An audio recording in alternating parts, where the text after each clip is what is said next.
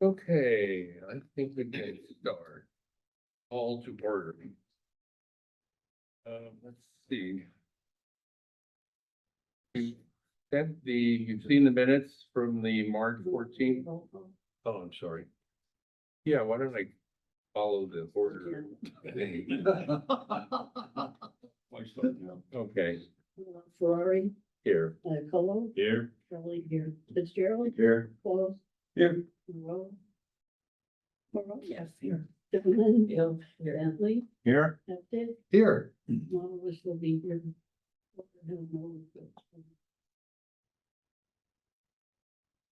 All right, you've seen the minutes from the March 14th meeting. Are there any changes? There is none. They are approved as submitted. Into the report.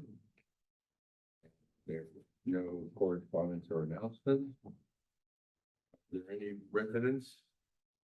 Where? There are none. Mr. Bentley.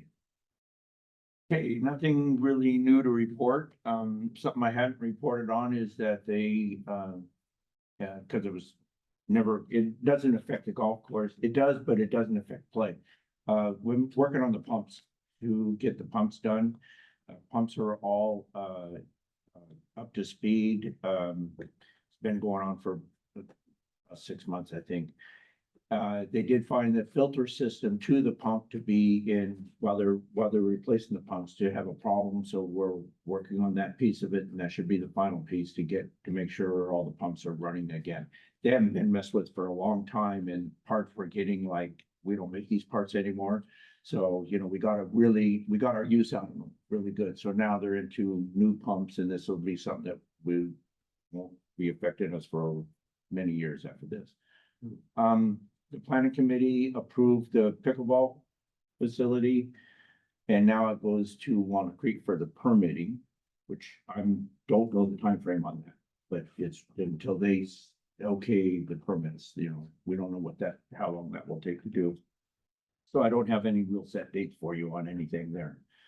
And the other projects, the bridge and stuff like that, kind of been pushed off till next year. The lining is being, the survey is being done now, the study on it.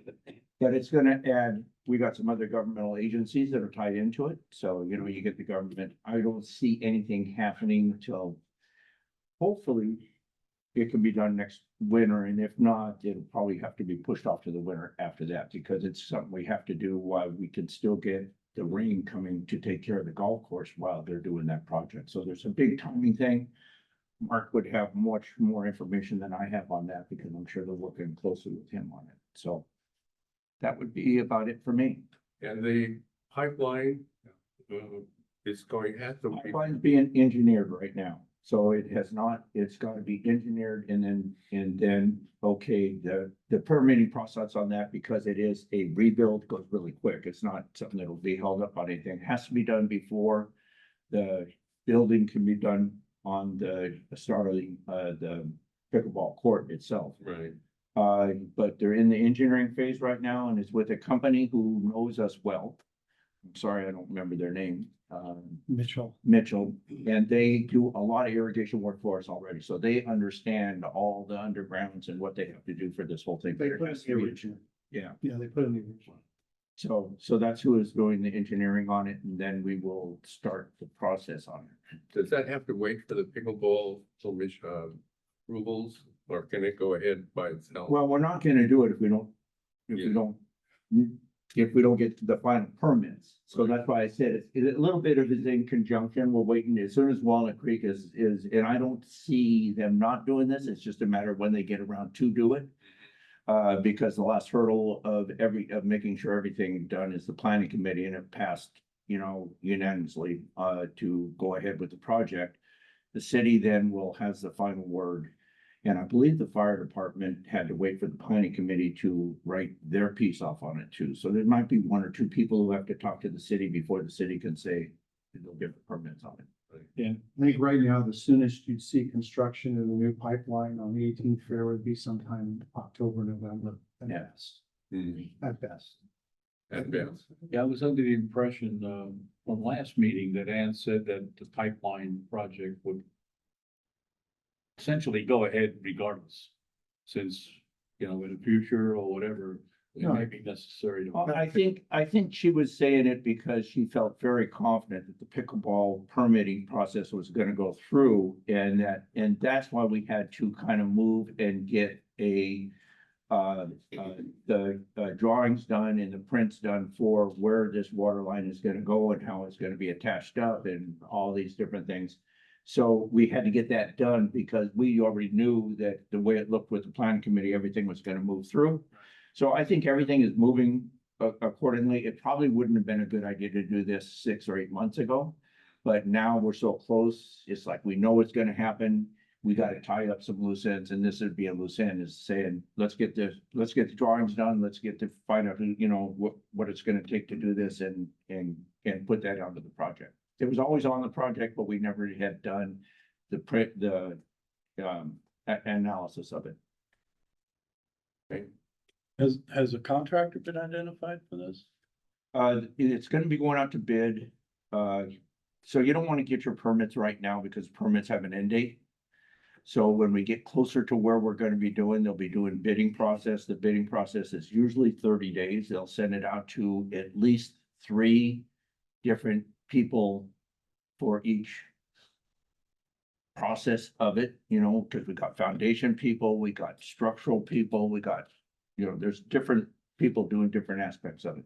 So those bids will go out, the bids will be analyzed, and then from then on, you know. But it's about a 30-day process to send it out and get bids back. And when they bid, in this day and age, you want to make sure, you know, they're gonna have a 90-day bid. They're gonna say, okay, you know, we start this date and here, this bid is good till here, but if you start 90 days from now, we get a new bid because everything can change. So all that'll come, it'll all start going fast and furious right at the end. Just wondering if all the tariff stuff that's going on now is going to impact the bids. Absolutely. You probably will. Ann Matola's thought, she talked to some of the people, and in lieu of that, they have, a Butler building could be made by a lot of different people. That's the name of the type of building that is gonna go over pickleball. All of them have stocked up a whole bunch. Now, along with this, some other construction, major construction, high rise, hotel, that kind of thing. They're really have been put on hold because that's a 2 or 3 year project to build. So these guys are sitting on a lot of steel right now. And so this is, That could be a plus. yeah, the timing can work out very well for us for everything that is gonna be coming down, because nobody wants to start a 40-story building right now with not knowing, and then the cost could escalate the whole time they're doing it over the course of time to build something like that. So right now, the people who do Butler buildings have a lot of steel, and so that's a good thing, I think. So you say a Butler building, that means they're prefab components. So a Butler building, there's a lot of different ways, things. The easiest way for me to describe a Butler building is, have you ever seen a riding horse arena where they're riding underneath the thing and that's, and you might know better to explain it, but that's the best way I can explain it. It's kind of like that, only this is gonna have sides on it built into it.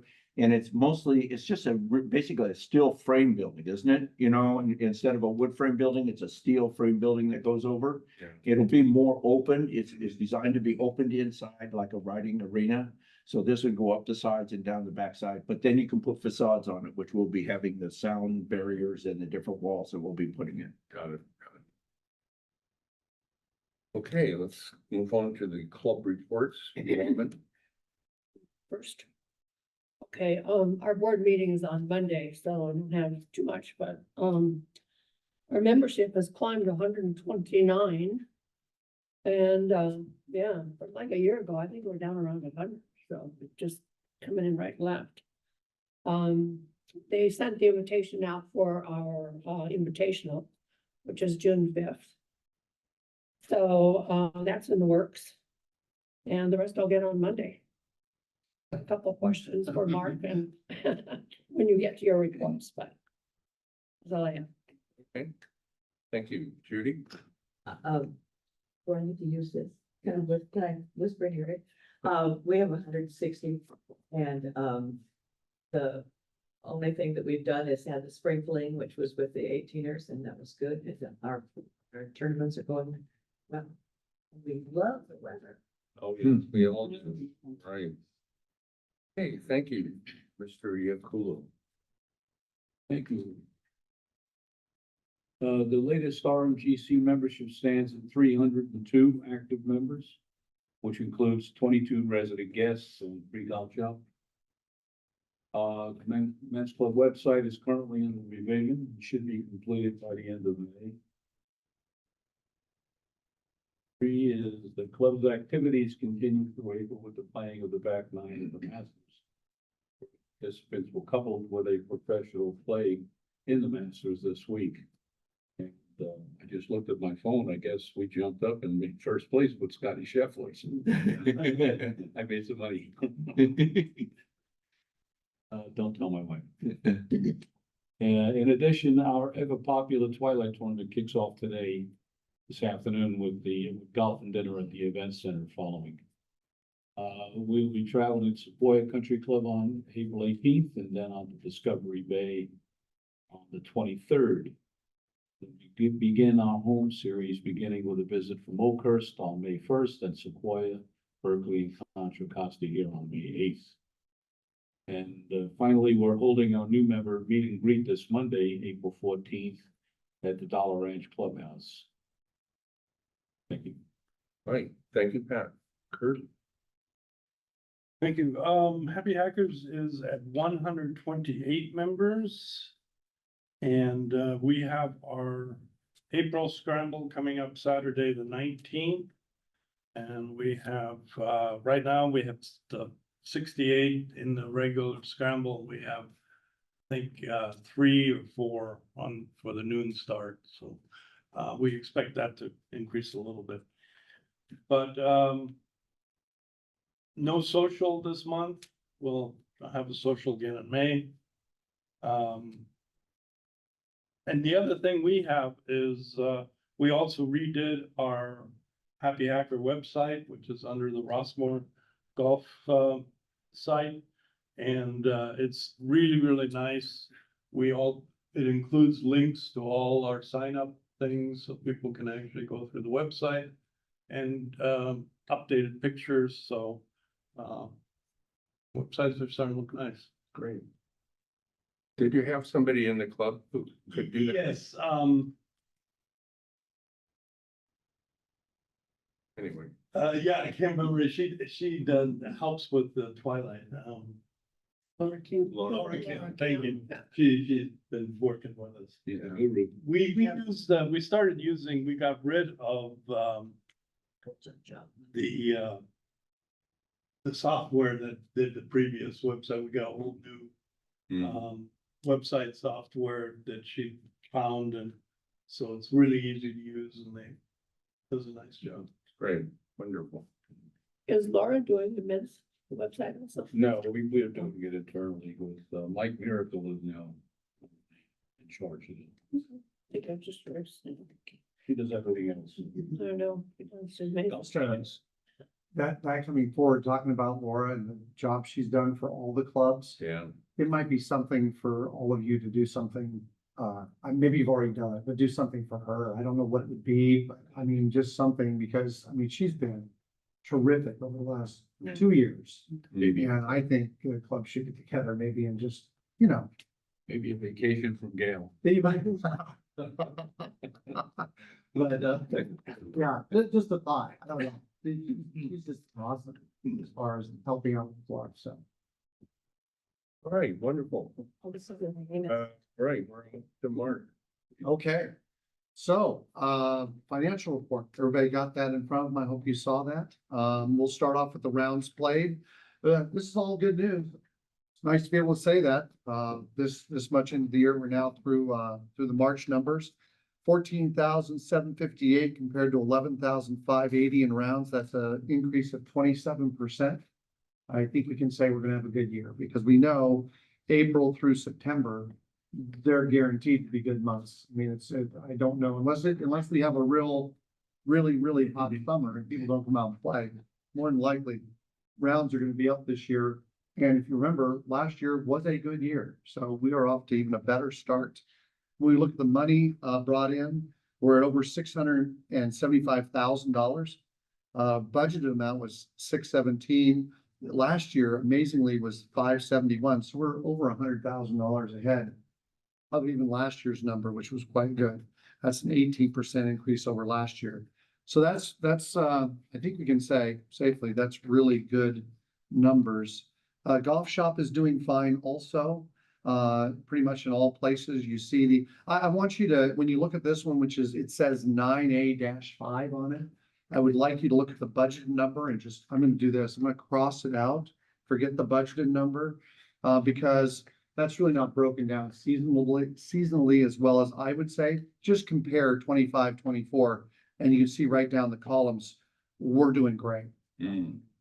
The numbers at the far end really kind of detract from it because they're not broken down that this is winter that we just went through. So those are all excellent numbers. Any questions about that part of the report, the numbers part? Yeah, I wouldn't think so. It's all good. That's all good.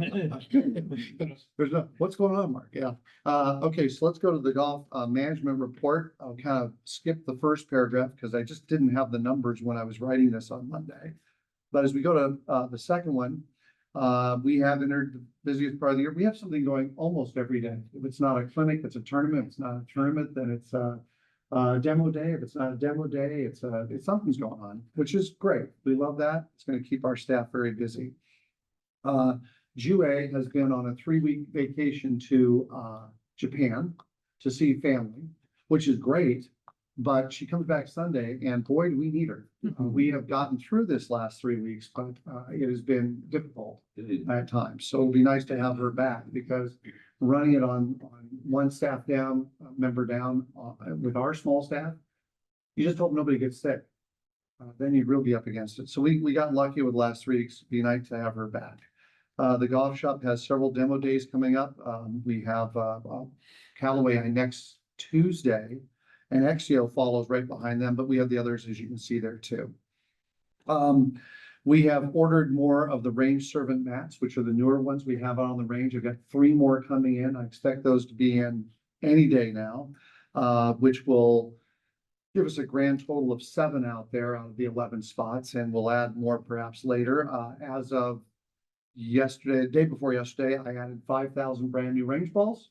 I think we're past the range, so every ball in the range is brand new. And the other ones are put into storage and we'll feed them in as need them.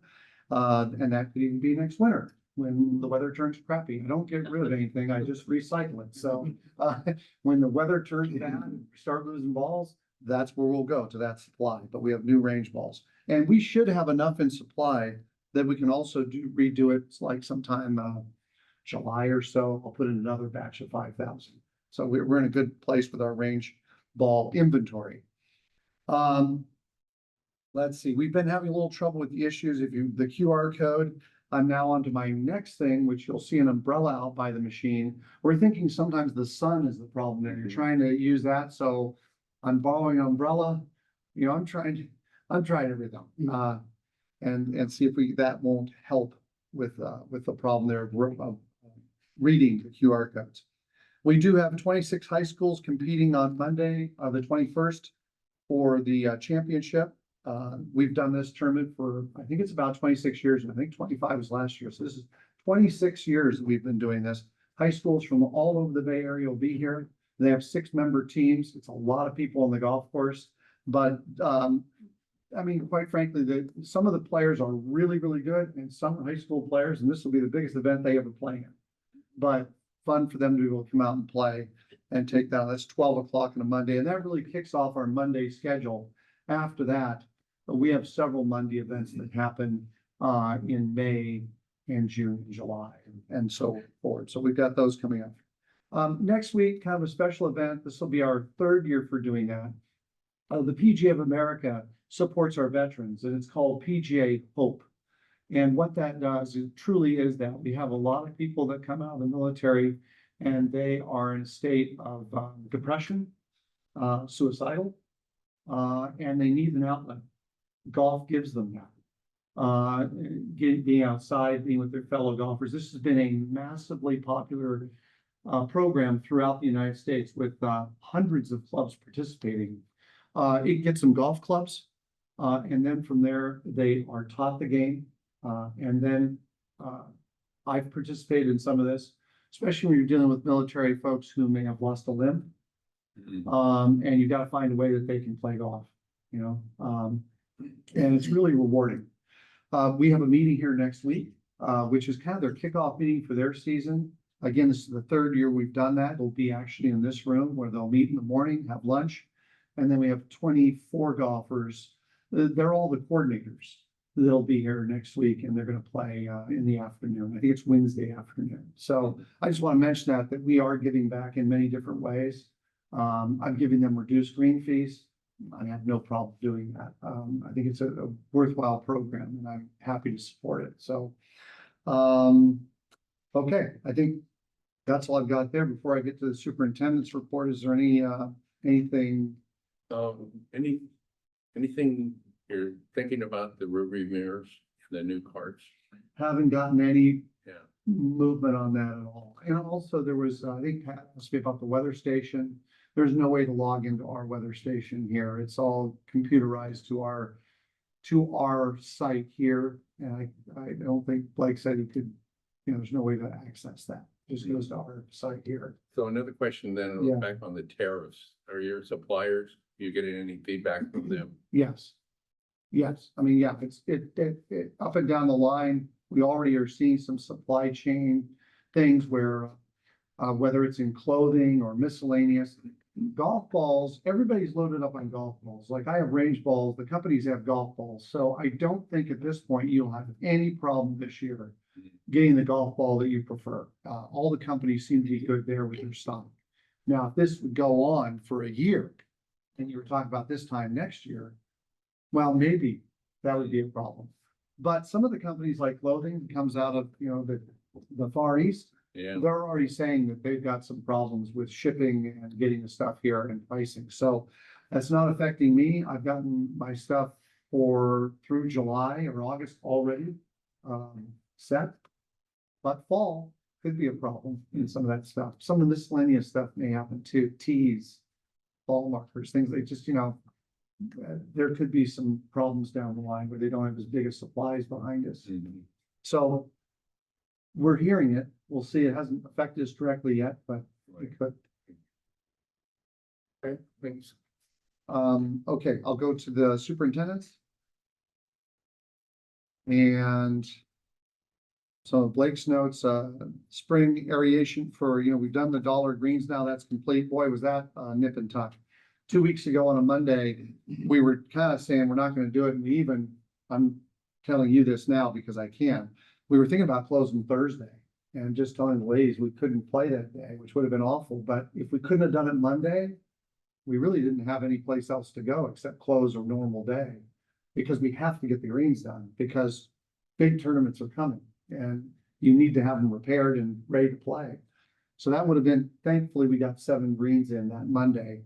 With rain it was off and on. It really didn't rain, but it was threatening. It rained a little bit later in the day. And then we did 11 greens on this last Monday. So we're through the 18th, the 9 scheduled for the 28th. Everything's going fine. We're getting other parts of the golf course is done also. So it looks like we're going to be in good shape this year with that. Creekside fairways and rough aeration will begin next week. Creekside fairways and rough areas will be aerated, same type of area used on the dollar roughs. Mowing has been a difficult task due to equipment failures and nearly perfect growing conditions. So you may see who hasn't seen longer grass in some of the fairways and roughs out there. We don't have all our mowers. So, you know, when they break down, we have to get them repaired. Some have been longer than others. You know, we have mechanics that work on all kinds of equipment up there, and it's a priority list. So we're getting some of it back. Some need parts that we're having to get in. So we're working as quickly as we can to get back to normal. We will be irrigating very soon on a daily basis. And so you'll see that happening. And that's, that's just part of the process. We never know exactly the date we're gonna turn on. Some years it's February, and some years it's been in May. Looks like the way it's going right now, it'll be very soon, probably here in April. So, that's coming up. Is that talking about turning on East Bay Mud? Or is Yes. that, Yeah. Yeah, that would be. I will say a couple things about our water system right now. If you go out to the lake, you will see it low. It's staying low. We're keeping it low on purpose because if we raise it to the highest level, it leaks, which we know that's why we're getting the liner done. So we're keeping it artificially low, which means, we can only pump so much water into it at a time. We are looking at the options of coming back out. About a year and a half ago, we did some repairs to the liner, just some patching, just to get us by. We may look at doing that again if we can find that spot and try and do so we can get the lake up a little bit more. But that would be just a temporary fix until we get the liner done. But something like that might be something we do. Ted mentioned the filters which are being built and going to be put in. Unfortunately, to put those filters in, we're gonna have to, the shed that's out in I know no one sees it. Okay, because it's hidden really well, but it's between the driving range and the first hole of Creekside. There is a large shed there that holds the pumps. That shed is really kind of falling apart, in every which way. It's pretty old. And we found out to put the new filters in that are coming, we're gonna have to drill a hole in the side of the thing to get them fitted in. There's no other way to do it. So we will be looking at probably replacing that shed within hopefully the next year, or something we have to do. So it's just an ongoing process. We have an aging facility there that we need to do some work. We've done some work on it, but that'll be something else we're gonna have to do just to protect it. So that goes under the heading, if it's not one thing, it's another. But it does happen. New scorecard caddy has been added to the second tee of Dollar Ranch. The funniest thing is when we went to go put the one in on Creekside, it was upside down. So so it came with the post and the thing, you pull a drawer out and the drawer was like, so we had to send it back and they're getting us a new one. And we'll get that in when we can. So that's his report. Anything else on the golf course? I have a couple Yeah. things. Yeah. Okay, couple of meetings back, we talked about the Dollar Clubhouse, the signage blocking the path onto the Yeah. area. I just noticed the other day, I didn't see anything. Not there yet. And yeah. there were a dozen or more carts out there. Yeah, I noticed that too, Yeah. Robin, that wasn't my sign to put there. So what I'll do is, Just as I'll a talk to follow-up, Tom. Yeah, Cause he's the guy that I believe was gonna put a sign there. And we had agreed on a sign, and I saw the same thing. I went, huh, and I had mentioned it to the ladies and they were very curious about that. So Yeah. I just happened to notice it the other day. dollar picnic area, Yeah. yeah. Okay, I have one other Absolutely. thing. I have one other thing. This is Yeah. new. This is new. Coming off the 18th hole the other day. That, and I took pictures of, I have it on my phone. I took pictures and I printed out this morning and I was such a hurry to get out of the house. I left the pictures, but there is a fence along Stanley Dollar opposite the 18th green wire, metal fence that surrounds the Oh, around, drainage. yeah, yeah. Yeah. Well, it looks like this. It's been hit several times and I decided it's a real eyesore. Hmm. Is there any way maybe that we could get that on the docket to get that replaced at some time? I'll have Blake And go maybe and look it at it. needs some greenery around, and I just think it's a really unsightly. And I notice that every time I come up there, and I live on Stanley Dollar, and so I go, and I'm always going by there and coming off the golf course, I noticed it. So I decided it was time to mention it, so. Sure. I mean, we've had a variety of materials there over the year, and when it's made out of wood or anything else, it gets destroyed, as you said. It actually gets hit several times. People don't, there's really no place to put anything between it and the cart path, because it literally is on the cart path. So there's no, you know what I mean? There's no, where the pipes are there, it's pipes, cart path. There's just nowhere to put something. But I was thinking maybe the other side Oh, the between other the side? street and that, yeah, Oh. and it looks like it's obviously been hit a couple of times by Oh, cars. yeah. Because it's all bent. Yeah, Yeah, Okay. it's a tough spot there because it, But if it had there's a not a lot of couple of, you know, 2 or 3 pieces of greenery, since we lost those trees, we lost the, those trees there all along the line. Anyway, I just, all right, wanted to mention. I've got a note, I'll Thank have a look at it. Mark, this has to do with Creekside. I could be wrong, but, all of a sudden I've noticed that the, white and red, out of bounds markers have appeared along the creek, the pond, the fencing at the pond. Yes, They weren't there before, as to my recollection. So does it mean, what I remember doing is that we were playing, if the ball hits that fence and it's along the fence, we would take a free drop inside. But now with those markers there and the ball is there, that means you got a penalty. So is this something new? Is this just? it is, yes. Okay. The Niners asked, one of our rules experts here in the clubs, Joyce McCann. Yeah. To start giving clinics, and Joyce went out and looked at the golf course, and she said, no, because we've had the red stakes around the lake away from the fence. She said, how do you play, how are we playing this? We looked at the rules and we lined it up with the USGA and said, it's not really within what we're doing right now. So it is a big change. We have painted the stakes themselves. That is the boundary of the hazard, which means you are right. If you're up against it, you need to take a rule. And that is now when you go to the rules on the QR code, it is corrected. But yes, you bring up a good point. That is a rules change this year. And that is how you would play it by the rules, the USGA. And the thought is, if it wasn't for the fence, it would be in the lake. So you'd be taking a penalty anyway. That's the idea. Yeah. You're just saving your ball. The second thing is a little, comical thing, amusement. Playing on Creekside with my wife on Tuesday, I guess, of last week. We noticed an object on the fairway, number 4. And, got closer to it and found out it was the turtle on the lake. And it's a big turtle. Uh-huh. And of course, I didn't want to leave it there, and I wasn't sure if I touched it, I'd be, violating some rules with fish and wildlife or something. In any event, I took a rag and finally was able to corral it because it ran like the Dickens. And I got it and put it back over the fence, and when I did, it just jumped in that water.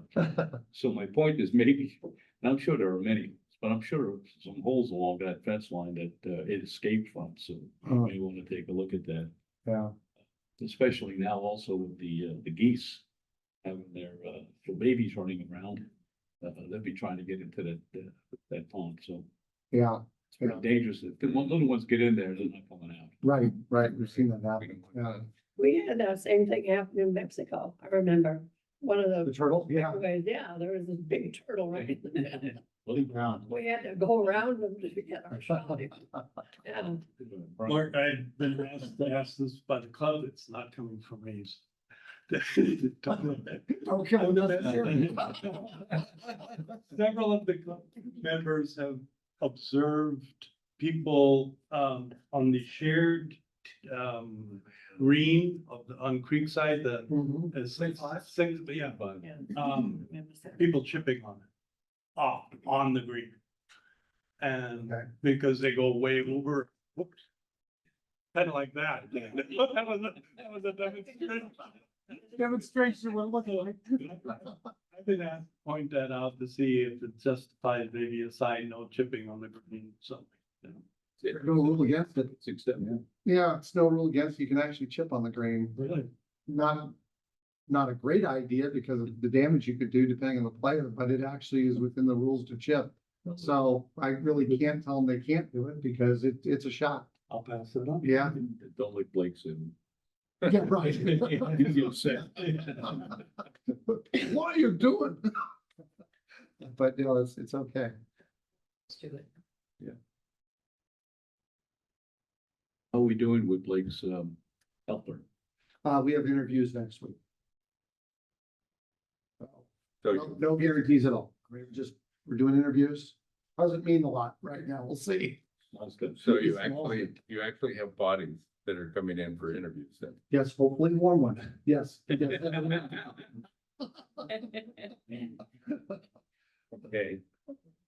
Let's see, Mr. Fuller has no report, I guess. Ms. Martola, would you have anything to add? You know, I do apologize for being late. Did you already cover everything in planning? And the timeline on, Yes, yeah, I didn't have exact dates, but I did cover something, but if you want to say, add anything to it, it's. I think generally, I just want to make sure for the golf community that they do understand, the fact you understand this comes from construction. Mhm. So you have a go ahead, now you have to coordinate everybody's schedules. And the real key one is understanding what the irrigation timeline is, how long the cut over will take, because we don't want that to occur until such a time that we can have a disruption in water if it's longer than like a day or two. So until we get the bid back from the irrigation, we don't have precise timelines yet, but it looks like everything's gonna happen more towards the fall, like the last quarter of the year, because that's really in the best interest of the golf course for sure. More on that when we get. All right, there is no unfinished business, no new business. So the next meeting, will be actually the 16th of May rather than. One question I have, not a question, but I guess, Yes, one thing I forgot to say, and this is not part of my normal report, but it's part of what was brought up last week about the parking out front and the trucks. yes, So the part that we can take care of is the parking. And I mentioned that it's super easy to do. You just make a phone call and I think I mentioned to you, you can just call. If you see somebody parking in the yellow zone, you just call. all securities. No, call the police. So, Please. I want to let you know, nobody's probably really noticed, but nobody's parked in the yellow zone all this week. Did you notice that? In the yellow zone? In the loading zone, no one has parked there this week. That's because 4 tickets were given out last week. And I made a phone call. And I will continue making phone calls because it's a quick, it's like 2 minutes to make the phone call. And they will show up within an hour. And if the person's still there, that means they're using it as a parking place. And then they log it, they log the time of the call, and then the time that they came there, saying that you've been here for over an hour. Not sure how much the ticket is, it's in the hundreds. And they give them a ticket. 4 tickets have been given out. Cars? That's great. For cars parked in the loading zone. Cars. Now, being in the food business, the other side of it, I can't do anything about the trucks where they park. That would be something that Stan would do. Stan can have specific instructions on how he wants his products delivered and where the trucks park. So I can't do anything about that, but I want to let you know, I did the test. I said, it's just a phone call. I got a little pushback. I went ahead and did it on my own. Nobody's parked there all this week in the yellow. So I just want to let you know the word is getting out that if you park there, it's a hefty ticket. But you can do like a special instructions, making sure those trucks are pulled as far forward as they can into the yellow zone. Giving us enough view that we have, but that's not our job. That is the job, because I don't know everybody who's delivering.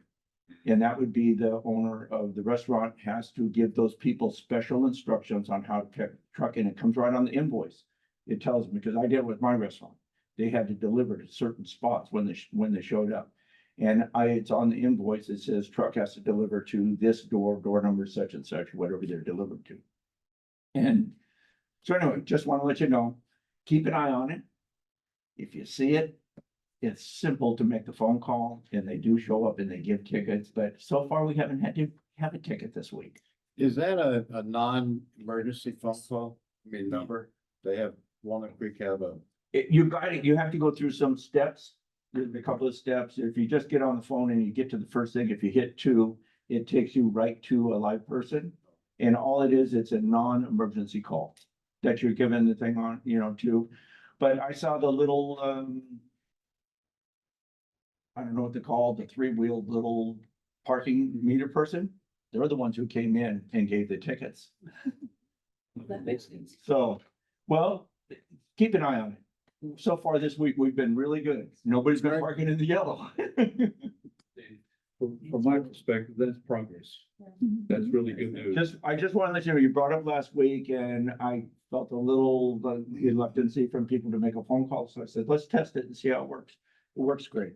One of the things we can do is, as you said, that yellow zone, I think is too short. Just opinion, because some of these trucks are pretty big. And, if we were able to take another parking spot further up the street, or two, extend that yellow zone, it gives them even more space to park in the yellow, the delivery trucks, more space to park in the yellow, really ensuring that our line of sight is improved. That's one thing. And the other thing too is that I don't know that the sidewalk, and it may be all, I just didn't notice, on the other side of the driveway coming into the driving range area, they park there. There's some trucks, well, several times I've seen, just park there and, they're not waiting to get a spot, they just park there. And then again, that's a stand thing, but if the sidewalk was properly, designated, maybe red or something, I think it is. It is red. It is red and it has a fire hydrant. The other side. So, they shouldn't be there. That's a phone call for sure. So what we can control, is that phone call for someone getting a ticket who's doing something wrong. And this is all over Rossmore. You see somebody parking, construction people working on a place and they're parking in the red, if you want to use, it's the same phone number. You can use this anywhere you wanted to for this kind of enforcement. The delivery trucks, before we make any changes in the amount of yellow, I would like to see where Stan would come up and say, here's how you have to park, to make sure that the problem is that the trucks are that can't fit in. Because there is a 20, it's at least 20 feet, maybe 25 feet of red zone right off of the driveway. And then there's a bunch of yellow. And I'm not sure that the trucks can't fit the yellow. I'm just not sure that they got designation or been told that they have to park in the yellow. So, and that would take care of this thing across the street. But that's not really our thing to do. And if there was a delivery truck, by the time you made the phone call, the delivery truck would be gone before they got here. So it's not worth making the call on that. You know that they're only here a short time. But getting them parked in the right place, I think we need to go through other steps first to get that done and see if those trucks can't fit, because I think they can fit now, because there's no cars there. They should be able to fit in that yellow section fairly easy. Even two of the smaller trucks could fit in there. What about striping the street?